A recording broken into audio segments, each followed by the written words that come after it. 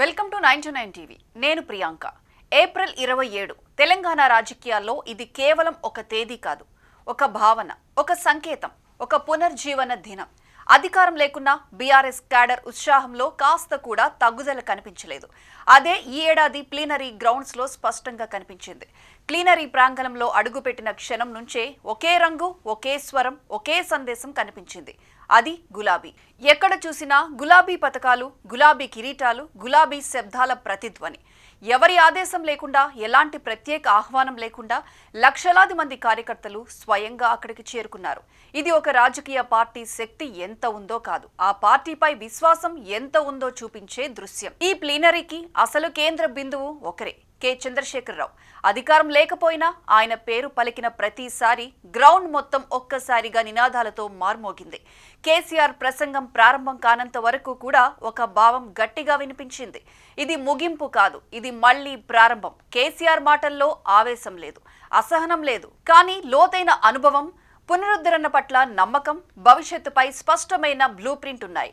తెలంగాణ ఇచ్చింది మేమే, తెలంగాణను కాపాడేది కూడా మేమే అని ఆయన చెప్పిన మాటలు ప్లీనరీ మొత్తం మీద ఒక బేస్ లైన్ లా నిలిచిపోయాయి. ఈ ప్లీనరీలో మరో ప్రధాన ఆకర్షణ కేటీఆర్.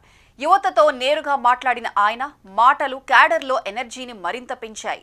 ఇది కేవలం విరామం మాత్రమే, రాబోయే రౌండ్లో మరింత బలంగా వస్తాం అన్న మాటలు యువ కార్యకర్తల్లో ఒక కొత్త సంకల్పాన్ని నింపాయి. హరీష్ రావు ప్రసంగం మాత్రం పూర్తి దూకుడుతో సాగింది.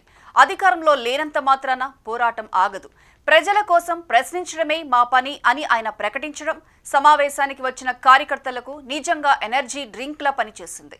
ఈ ప్లీనరీలో మరో ముఖ్యమైన అంశం డిసిప్లిన్.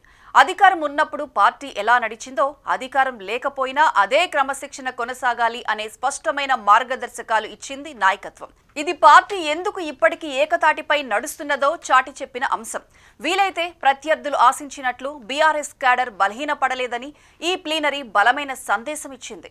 ప్రతిపక్షంలో ఉన్న వారి స్వరం తగ్గలేదన్న సందేశం స్పష్టంగా కనిపించింది. సమావేశం ముగిశాక కూడా గ్రౌండ్ లో గుబాళించిన ఒకే ఒక్క నినాదం కేసీఆర్ కేసీఆర్. అధికారం అనేది తాత్కాలికం, కానీ ఒక పార్టీ క్యాడర్, వారి విశ్వాసం, వారి నమ్మకం శాశ్వతం.